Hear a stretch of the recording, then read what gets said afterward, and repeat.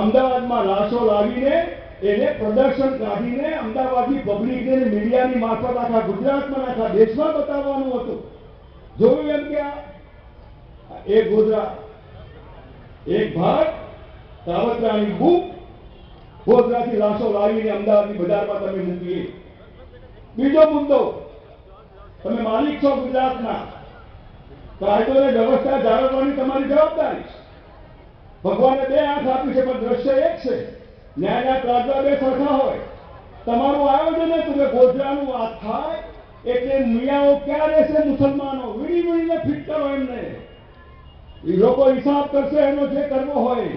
Police ખાતું બિલકુલ નથી, કઈ નહીં કરવાનું. હિન્દુ બની ગયો, મુસલમાન બની ગયા. નિર્દોષ માણસોની કતલ. તે મને સમજાવો કે એને ગોધરાની ખબર નથી.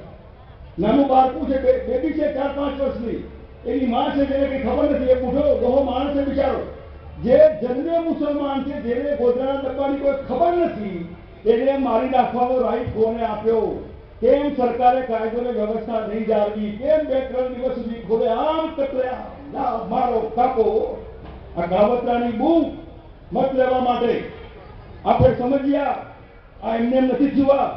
એકમાત્ર મત સમ્રાટ અશોક જેવો. અશોક પણ કાલિંગના યુદ્ધ પછી દ્રવી ગયો હતો. નહીં જોઈએ આ ખૂની નદીઓ ઉપર બનેલું આ સિંહાસન, સત્તાનું સિંહાસન નહીં જોઈએ મારે. નહીં જોઈતી સત્તા. અશોક જેવો અશોક દ્રવી ગયો. અમને તો લોહીની નદીઓ ઉપર જ અને લાશો ઉપર જ સત્તા જોઈએ. એટલે 2002માં મારી નાખો, કાપી નાખો ગોધરા, કશું જ નહીં કરવાનું. કોઈ ભાષણનો વિકાસનો મુદ્દો નહીં. 2007 મિયા મુશરફ, તમે મને સમજાવો કે પાકિસ્તાનના પ્રેસિડેન્ટ મિયા મુશરફ અને ગુજરાતના વિધાનસભાના ઇલેક્શનની શું થવાનું? સોરાબુદ્દીનને તમારે મારે શું થવાનું? નિર્દોષ 23-24 એન્કાઉન્ટર પકડી લાવો. બહારથી, હૈદરાબાદથી, મુંબઈથી મુસલમાન નામ આપવાના. 2-3 છોકરા, 2-3 છોકરીઓ.